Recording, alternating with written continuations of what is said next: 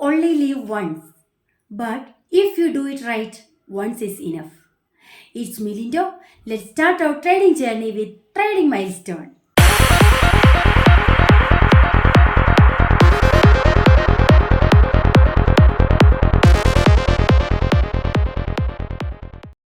ഇന്ന് ഞാൻ പറയാൻ പോകുന്ന ടോപ്പിക്ക് കുറച്ച് സീരിയസ് ആയിട്ടുള്ളൊരു ടോപ്പിക്കാണ്. Portfolio management. തംബ്നെയിലിൽ കണ്ടിട്ടുണ്ടാവും എന്താണ് പോർട്ട്ഫോളിയോ മാനേജ്മെൻറ്റ്. അതിനെക്കുറിച്ചിട്ടാണ് ഇന്ന് ഞാൻ വിശദമായിട്ട് പറയാനായിട്ട് പോകുന്നത്. കുറേ പേര് കമൻറ്റ് ചെയ്തിരുന്നു.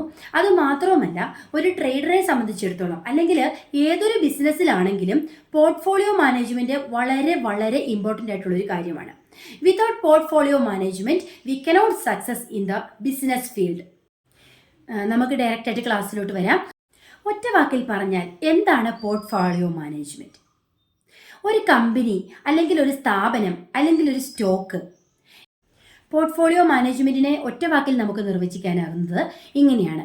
ഒരു ക്ലയൻറ്റ് അല്ലെങ്കിൽ ഒരു സ്ഥാപനത്തിൻ്റെ ദീർഘകാല നിക്ഷേപ ലക്ഷ്യങ്ങളാണ്.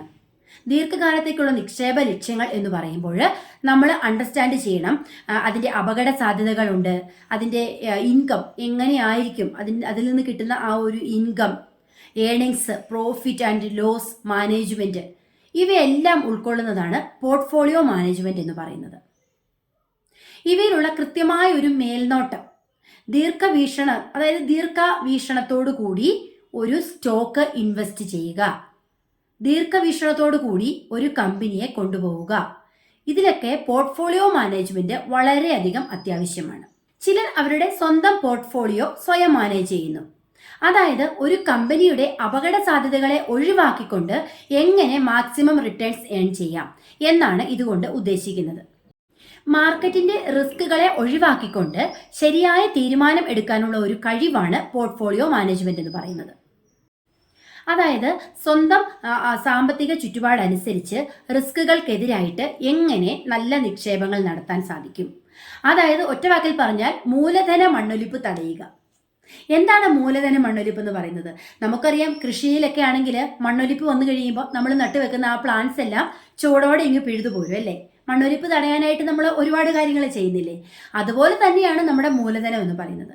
ആ ക്യാപിറ്റൽ അവിടെ നിലനിർത്തിക്കൊണ്ട് തന്നെ മാക്സിമം ഏണിങ്സ് ഉണ്ടാക്കുക എന്നതാണല്ലോ ഒരു ഇൻവെസ്റ്ററുടെ ദൗത്യം എന്ന് പറയുന്നത്. അപ്പോൾ ഇവിടെയും അത് തന്നെയാണ്, നമ്മുടെ ആ മൂലധന മണ്ണൊലിപ്പ് തടയുക, ക്യാപിറ്റൽ നിലനിർത്തിക്കൊണ്ട് തന്നെ മാക്സിമം റിട്ടേൺസ് എങ്ങനെ കിട്ടും, റിസ്കുകളെ എങ്ങനെ അവോയ്ഡ് ചെയ്യാം എന്നൊക്കെയാണ് ഇതിലൂടെ നമ്മൾ പഠിക്കുന്നത്. എന്തിനാണ് പോർട്ട്ഫോളിയോ മാനേജ്മെന്റ്? ഒരാളുടെ പ്രായം, സമയം, അപകട സാധ്യതകൾ എന്നിവയൊക്കെ കണക്കിലെടുത്തുകൊണ്ട് കൃത്യമായ നിക്ഷേപങ്ങൾ നിർവഹിക്കാനായിട്ട് ഇത് നമ്മളെ സഹായിക്കുന്നു. എന്താണ് പ്രായം? പോർട്ട്ഫോളിയോ മാനേജ്മെന്റിലെ പ്രായത്തിനുള്ള പ്രാധാന്യം എന്താണ്? അതായത് ഇപ്പം നമ്മളൊരു ഇൻവെസ്റ്റ് ചെയ്യുകയാണെന്ന് വിചാരിക്കുക. ഒരു 55 വയസ്സുള്ള ഒരാള് ഇൻവെസ്റ്റ് ചെയ്യുകയാണ്, ഒരു 20 വർഷത്തേക്കുള്ള ഇൻവെസ്റ്റ്മെന്റ്. അതിൽ നിന്ന് എന്തെങ്കിലും ഒരു ലാഭം ആ മനുഷ്യന് പ്രതീക്ഷിക്കാൻ സാധിക്കുമോ? 55 വയസ്സ്, 65, 75 വയസ്സിലാണ് നമുക്ക് റിട്ടേൺ കിട്ടുന്നത്. ആ 75 വയസ്സിൽ ഈവൻ അയാൾ ജീവിച്ചിരിക്കുന്നുണ്ടോ എന്ന് പോലും നമുക്ക് പറയാൻ സാധിക്കത്തില്ല. അതുപോലെ തന്നെ അതാണ് ഞാൻ പറയുന്നത്, ഏജും അതുപോലെ തന്നെ ടൈം, നമ്മൾ ഇൻവെസ്റ്റ് ചെയ്യുന്ന ടൈമും വളരെ ഇമ്പോർട്ടൻ്റ് ആയിട്ടുള്ള കാര്യമാണ്. 30 വയസ്സായ ഒരു വ്യക്തിയെ സംബന്ധിച്ചിടത്തോളം അവന് ഇൻവെസ്റ്റ് സ്റ്റാർട്ട് ചെയ്യാം. 25 വയസ്സ് തൊട്ട് ഇൻവെസ്റ്റിംഗ് നമുക്ക് പ്രായമൊന്നും അങ്ങനെ കൃത്യമായിട്ട് പറയാൻ സാധിക്കില്ല. എന്നാലും ഒരു 25 വയസ്സ് കണക്കാക്കുവാണെങ്കിൽ നമുക്കൊരു 15 വർഷത്തേക്കുള്ള ഇൻവെസ്റ്റ്മെന്റ് ചെയ്യാൻ സാധിക്കും. അല്ലെങ്കിൽ 20 വർഷം, അല്ലെങ്കിൽ 30 വർഷം മാക്സിമം. അങ്ങനെ ദീർഘകാലാടിസ്ഥാനത്തിൽ ഇൻവെസ്റ്റ് ചെയ്യുന്നത് കൊണ്ടുള്ള മേന്മ എന്ന് പറഞ്ഞാൽ റിട്ടേൺസ് ഹൈ ആയിരിക്കണം. ഹൈ റിട്ടേൺ ഇല്ലാതെ നമ്മൾ ദീർഘകാലത്തിൽ ഇൻവെസ്റ്റ് ചെയ്യുന്നത് കൊണ്ട് കാര്യമില്ലല്ലോ. അതുകൊണ്ട് തന്നെ നമ്മൾ ഇൻവെസ്റ്റ് ചെയ്യുമ്പോൾ എവിടെയാണ് ഇൻവെസ്റ്റ് ചെയ്യുന്നത്, എങ്ങനെയാണ് ചെയ്യുന്നത്, ദീർഘകാലാടിസ്ഥാനത്തിലാണോ, നമ്മൾ എന്ത് റിട്ടേൺ ആണ് പ്രതീക്ഷിക്കുന്നത്, ഇവയെല്ലാം ആദ്യമേ നമ്മൾ കാൽക്കുലേറ്റ് ചെയ്യേണ്ടതായിട്ടുണ്ട്. ഇപ്പം എല്ലാവരും പറയും ഞാൻ ഇൻവെസ്റ്റ് ചെയ്യുന്നു, ഗോൾഡിൽ ഇൻവെസ്റ്റ് ചെയ്തു, സിൽവറിൽ ഇൻവെസ്റ്റ് ചെയ്തു. അപ്പം നമ്മൾ ചിന്തിക്കും, ഓക്കെ, എല്ലാവരും ഇൻവെസ്റ്റ് ചെയ്യുകയാണെങ്കിൽ എനിക്കും എന്തുകൊണ്ട് ഇൻവെസ്റ്റ് ചെയ്തുകൂടാ? അതല്ല, നമ്മൾ ഒരു ഇൻവെസ്റ്റ്മെന്റ് നടത്തുകയാണെങ്കിൽ കൃത്യതയോടെയുള്ള ഒരു പോർട്ട്ഫോളിയോ മാനേജ്മെന്റ് അവിടെ അത്യാവശ്യമാണ്. അതില്ലാതെ വരുന്നിടത്താണ് ഇൻവെസ്റ്റ്മെന്റ് പലപ്പോഴും ഫെയിൽ ആകുന്നത്. ഇതിൽ തന്നെ ഏറ്റവും ഇമ്പോർട്ടൻ്റ് ആണ് റിസ്ക് ഒപ്റ്റിമൈസേഷൻ എന്ന് പറയുന്നത്. അതുപോലെ തന്നെ ക്യാപിറ്റൽ ഫണ്ടിന്റെ ആ ഒരു അപകട സാധ്യത അത് കുറയ്ക്കുക. ക്യാപിറ്റൽ ഫണ്ട് നിലനിർത്തുകയും വേണം, അതോടൊപ്പം ഏർണിങ്സ് ഉണ്ടാക്കുകയും വേണം. പോർട്ട്ഫോളിയോ മാനേജ്മെന്റിനെ പ്രധാനമായിട്ടും 4ആയിട്ട് തിരിക്കാം. Active portfolio management, passive portfolio management, discretionary portfolio management, last one is known discretionary portfolio management. ഓരോന്നും എന്താണെന്ന് നോക്കിയാലോ. ആക്റ്റീവ് പോർട്ട്ഫോളിയോ മാനേജ്മെന്റ് എന്ന് പറഞ്ഞാൽ അതായത് ഒരു മാനേജർ റിട്ടേൺസ് സൃഷ്ടിക്കാനായിട്ട് അല്ലെങ്കിൽ നമുക്ക് മോർ ഇൻകം സൃഷ്ടിക്കാനായിട്ട് വില കുറഞ്ഞ സ്റ്റോക്കുകൾ വാങ്ങി വില കൂടുമ്പോൾ വിൽക്കുക. അതാണ് ആക്റ്റീവായിട്ടുള്ള പോർട്ട്ഫോളിയോ മാനേജ്മെന്റിന്റെ മെയിൻ ദൗത്യം എന്ന് പറയുന്നത്. എന്താണ്? മാക്സിമം റിട്ടേൺസ് കിട്ടണമെങ്കിൽ എന്ത് ചെയ്യണം? വില കുറഞ്ഞ സമയത്ത് വാങ്ങുക, വില കൂടുമ്പോൾ വിൽക്കുക. അതിനെയാണ് ആക്റ്റീവ് പോർട്ട്ഫോളിയോ മാനേജ്മെന്റ് എന്ന് പറയുന്നത്. പാസീവ് പോർട്ട്ഫോളിയോ എന്ന് വെച്ചാൽ എന്താണ്? ദീർഘകാലാടിസ്ഥാനത്തിൽ ലാഭമെന്ന് തോന്നുന്ന കുറഞ്ഞതും സ്ഥിരതയുള്ളതുമായ റിട്ടേൺസ് ഉള്ള ഇൻഡെക്സ് ഫണ്ടുകളിൽ നിക്ഷേപിക്കുന്നു. അതായത് ദീർഘകാലാടിസ്ഥാനത്തിലാണ്, പെട്ടെന്നല്ല, ദീർഘകാലാടിസ്ഥാനത്തിലേക്ക് ഇൻഡെക്സ് ഫണ്ടുകളിലോട്ടുള്ള നിക്ഷേപം സ്ഥിരതയുള്ളതാണ് അതിന്. അതാണ് പാസീവ് പോർട്ട്ഫോളിയോ മാനേജ്മെന്റ്. അടുത്തതാണ് ഡിസ്ക്രിഷണറി പോർട്ട്ഫോളിയോ മാനേജ്മെന്റ്. ഇൻവെസ്റ്ററിനെ പ്രതിനിധീകരിച്ച് അല്ലെങ്കിൽ അവരുടെ വിവേചനാധികാരം അനുസരിച്ച് ഇൻവെസ്റ്റ് ചെയ്യാനുള്ള അധികാരം ഒരു പോർട്ട്ഫോളിയോ മാനേജർമാരെ ഏൽപ്പിക്കുന്നു. അതായത് മാനേജർക്ക് അനുയോജ്യമെന്ന് തോന്നുന്ന നിക്ഷേപങ്ങൾ സെലക്ട് ചെയ്യാനായിട്ട് സാധിക്കും. അതിനെയാണ് ഡിസ്ക്രിഷണറി പോർട്ട്ഫോളിയോ മാനേജ്മെന്റ് എന്ന് പറയുന്നത്. നോൺ ഡിസ്ക്രിഷണറി എന്താണ്? അതായത് മാനേജറുടെ ഉപദേശം സ്വീകരിക്കുന്നു. പോർട്ട്ഫോളിയോ മുന്നോട്ട് കൊണ്ടുപോകേണ്ട ആ ഒരു കാര്യങ്ങളിൽ ഒരു മാനേജറിന്റെ ഉപദേശം സ്വീകരിച്ചിട്ട് ചെയ്യുന്നു. അത് സ്വീകരിക്കണോ തിരസ്കരിക്കണോ എന്നുള്ളത് ഇൻവെസ്റ്ററാണ് തീരുമാനിക്കുന്നത്. അതായത് പ്രൊഫഷണൽ ആയിട്ടുള്ള ഒരു അഡ്വൈസറുടെ, ഒരു പോർട്ട്ഫോളിയോ മാനേജറുടെ ഉപദേശങ്ങൾ സ്വീകരിച്ച് ചെയ്യുന്നു. അതിനെയാണ് നോൺ ഡിസ്ക്രിഷണറി എന്ന് പറയുന്നത്. ചെയ്യണോ വേണ്ടോ എന്നുള്ളത് ഇൻവെസ്റ്ററുടെ മാത്രം ഉത്തരവാദിത്തമാണ്, അല്ലെങ്കിൽ ഇഷ്ടം അനുസരിച്ച് ചെയ്യാവുന്നതാണ്. പ്രധാനപ്പെട്ട മറ്റൊരു ചോദ്യം ഇപ്പം നമ്മുടെ മനസ്സിലേക്ക് വരും. എങ്ങനെയുള്ളവരാണ് പോർട്ട്ഫോളിയോ മാനേജ്മെന്റ് പഠിക്കേണ്ടത്? എങ്ങനെയുള്ളവരാണ് ഇതൊക്കെ ചെയ്യേണ്ടത്? അതായത് ബോൺഡ്സിൽ അല്ലെങ്കിൽ സ്റ്റോക്കിലൊക്കെ ഇൻവെസ്റ്റ് ചെയ്യാൻ പോകുന്ന ആളുകൾക്ക് അതിനെക്കുറിച്ച് അല്ലെങ്കിൽ അതിന്റെ പ്രക്രിയകളെക്കുറിച്ച് വ്യക്തമായ ഒരു ധാരണ ഉണ്ടാവണം എന്നില്ല. അങ്ങനെയുള്ളവരാണ് പോർട്ട്ഫോളിയോ മാനേജ്മെന്റ് പഠിക്കേണ്ടത്. അതായത് ഒരാളുടെ വാക്ക് കേട്ടിട്ട് പോയി ഇൻവെസ്റ്റ് ചെയ്യുക, അല്ലെങ്കിൽ എനിക്ക് കുറച്ച് ക്യാഷ് ഉണ്ട് അപ്പോൾ എവിടെയെങ്കിലും ഇൻവെസ്റ്റ് ചെയ്തേക്കാം എന്ന് വിചാരിച്ചിട്ട് ഒരു സ്റ്റോക്ക് എടുക്കുന്നു, ഇൻവെസ്റ്റ് ചെയ്യുന്നു. അപ്പോൾ അവർക്ക് ആ ഒരു പ്രോസസ്സിനെ കുറിച്ച് വ്യക്തമായ ധാരണയില്ല. ഇങ്ങനെയുള്ളവരെ പോർട്ട്ഫോളിയോ മാനേജ്മെന്റിനെ കുറിച്ച് പഠിക്കേണ്ടതായിട്ടുണ്ട്. രണ്ടാമത്തെ ഒരു കൂട്ടരാണ് സ്റ്റോക്ക് മാർക്കറ്റിനെ കുറിച്ച് പരിമിതമായ അറിവുകൾ വെച്ചിട്ട് ഇൻവെസ്റ്റ് ചെയ്യാനായിട്ട് ഇറങ്ങുന്നവര്. അതായത് വിപണിയിൽ നടക്കുന്ന മാറ്റങ്ങൾ, വിപണിയിൽ സംഭവിക്കുന്ന ഏറ്റക്കുറച്ചിലുകൾ നമ്മുടെ ഇൻവെസ്റ്റ്മെന്റിനെ എങ്ങനെ ബാധിക്കും എന്നുള്ള ധാരണ ഇല്ലാത്ത ആളുകളുണ്ട്. ഫോർ എക്സാമ്പിൾ, നമ്മളിപ്പോൾ ടാറ്റയുടെ ഒരു സ്റ്റോക്ക് എടുത്തിട്ടുണ്ടെന്ന് വിചാരിക്കുക. ആ ഇലക്ട്രിക്കൽ വണ്ടിയൊക്കെ ഇറങ്ങിയ സമയത്ത് ടാറ്റയുടെ ഓഹരി ഭയങ്കരമായിട്ട് ഇൻക്രീസ് ചെയ്തിട്ടുണ്ട്. അപ്പോൾ ആ ഒരു മുൻകൂട്ടി മാർക്കറ്റിനെ ദീർഘവീക്ഷണത്തോടെ കണ്ട് ടാറ്റയുടെ ഓഹരി വാങ്ങിയ ഒരാളെ സംബന്ധിച്ചിടത്തോളം ഇത്ര കാലം കഴിഞ്ഞപ്പോഴേക്കും ഓഹരി വളരെ ഹൈ ആവുകയും നല്ലൊരു റിട്ടേൺസ് കിട്ടുകയും ചെയ്തിട്ടുണ്ട്. അതുപോലെ തന്നെയാണ് ഓരോ പ്രോസസ്സ്, നമ്മുടെ ലോകത്തിൽ നടക്കുന്ന ഓരോ ചേഞ്ചസും നമ്മുടെ ഓഹരി വിപണിയെ ബാധിക്കുന്നുണ്ട്. യുദ്ധമായാലും എന്തെങ്കിലും ഇഷ്യൂസ് ആയാലും പോസിറ്റീവ് ഓർ നെഗറ്റീവ് നമ്മുടെ മാർക്കറ്റിനെ ബാധിക്കുന്നുണ്ട്. അപ്പം അതേക്കുറിച്ച് വ്യക്തമായിട്ട് അറിയാവുന്ന ഒരാൾ വേണം ഇൻവെസ്റ്റ് ചെയ്യാൻ. അത് അറിയാതെ ഒരു സ്റ്റോക്ക് പോയി എടുത്തു വെച്ചിട്ടുണ്ടെങ്കിൽ ചിലപ്പോൾ ഓപ്പോസിറ്റ് ഫലമായിരിക്കും കിട്ടാൻ പോകുന്നത്. മൂന്നാമതൊരു കൂട്ടരുണ്ട്, നിക്ഷേപം ചെയ്യുന്നു പിന്നെ അങ്ങോട്ട് തിരിഞ്ഞു നോക്കുന്നില്ല. ഒരു 5 വർഷത്തേക്കുള്ള ഒരു ഇൻവെസ്റ്റ്മെന്റ് നടത്തി എന്നിട്ട് വേറെ വഴിക്ക് പോയി. അങ്ങനെയുള്ളവരും പോർട്ട്ഫോളിയോ മാനേജ്മെന്റ് മനസ്സിലാക്കണം. അതായത് നമ്മൾ കണ്ടിന്യൂസ് ഇവാലുവേഷൻ ആവശ്യമുണ്ട്. നമ്മളൊരു സ്റ്റോക്ക് എടുത്തു വെച്ചു, ഒരു ഇൻവെസ്റ്റ് ചെയ്തു എന്ന് വെച്ചിട്ട് ഇപ്പൊ 5 വർഷത്തേക്കാണ് ഞാൻ എടുത്തത്, ഓക്കെ 5 വർഷം കഴിഞ്ഞിട്ട് നോക്കാം എന്ന് വിചാരിച്ചാൽ അത് പറ്റത്തില്ല. നമ്മൾ എന്ത് ചെയ്യണം? നിരന്തരമായിട്ട് നമ്മൾ അത് വാച്ച് ചെയ്യേണ്ടതായിട്ടുണ്ട്. മാർക്കറ്റിന്റെ ആ ഒരു ഗതികൾ നിരന്തരമായിട്ട് വാച്ച് ചെയ്യേണ്ടതായിട്ടുണ്ട്. അപ്പൊ അങ്ങനെ സമയമില്ലാത്ത ആളുകൾ ആണ് പോർട്ട്ഫോളിയോ മാനേജർമാരെ ഇത് ഏൽപ്പിക്കുന്നത്. ഇതിനെല്ലാം എന്താണ് ആവശ്യം? വ്യക്തവും ചിട്ടയോടും കൂടിയ ഒരു പോർട്ട്ഫോളിയോ മാനേജ്മെന്റ്, ഒരു ക്രമപ്പെടുത്തലാണ് ഇതിന് ആവശ്യമായിട്ടുള്ളത്. മികച്ച ഒരു പോർട്ട്ഫോളിയോ മാനേജ്മെന്റ് ചെയ്യുന്ന ഒരു വ്യക്തിക്ക് മാത്രമേ മികച്ച റിട്ടേൺസ് ഏൺ ചെയ്യാനായിട്ട് സാധിക്കത്തുള്ളൂ. അതിനുവേണ്ടി പ്രൊഫഷണൽസ് സ്വീകരിക്കുന്ന കുറേ മാർഗങ്ങളുണ്ട്.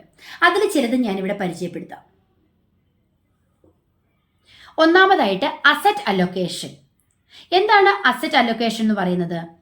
കുറഞ്ഞ റിസ്കിൽ നല്ല വരുമാനം ആഗ്രഹിക്കുന്ന ഇൻവെസ്റ്റേഴ്സ് ഉണ്ട്. കുറഞ്ഞ റിസ്കിൽ ഹൈ പ്രോഫിറ്റ് ഏൺ ചെയ്യാൻ ആഗ്രഹിക്കുന്ന ഇൻവെസ്റ്റേഴ്സ് വോളറ്റൈൽ അല്ലെങ്കിൽ നോൺ വോളറ്റൈൽ ആയിട്ടുള്ള പണനിക്ഷേപം നടത്തുന്നു.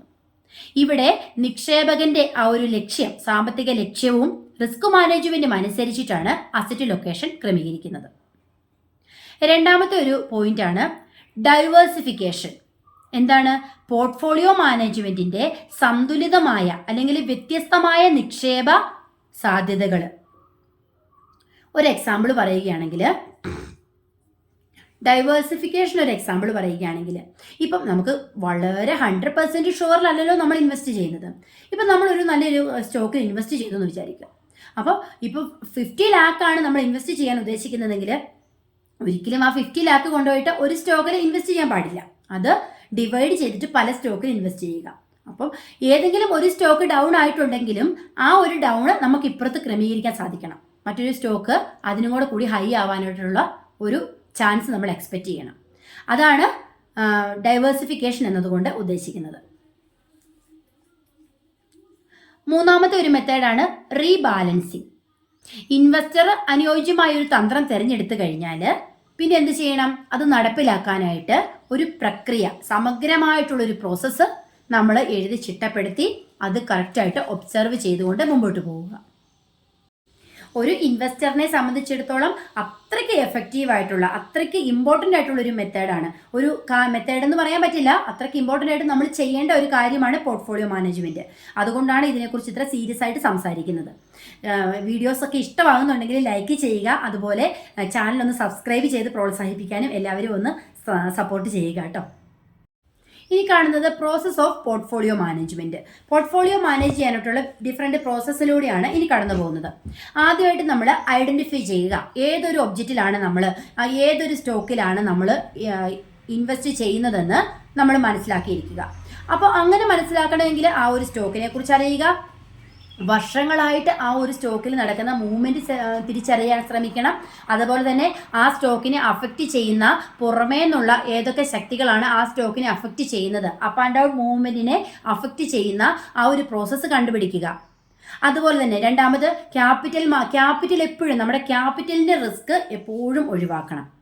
ക്യാപിറ്റൽ ഫണ്ടിൽ എപ്പോഴും നമ്മളൊരു, അതായത് ഞാൻ ആദ്യം പറഞ്ഞതുപോലെ തന്നെ ക്യാപിറ്റൽ മണ്ണൊലിപ്പ് തടയാനായിട്ട് ശ്രദ്ധിക്കുക. അതുപോലെ തന്നെ അസറ്റ് ലൊക്കേഷൻ ഞാൻ പറഞ്ഞു. അസറ്റ് ലൊക്കേഷനെ സംബന്ധിച്ചിട്ടുള്ള വ്യക്തമായ തീരുമാനങ്ങൾ എടുക്കേണ്ടതായിട്ടുണ്ട്. അതായത് ഒറ്റവാക്കി പറഞ്ഞാൽ കുറഞ്ഞ റിസ്കിൽ ബെറ്റർ വരുമാനം ഉണ്ടാക്കുക എന്നുള്ളത്.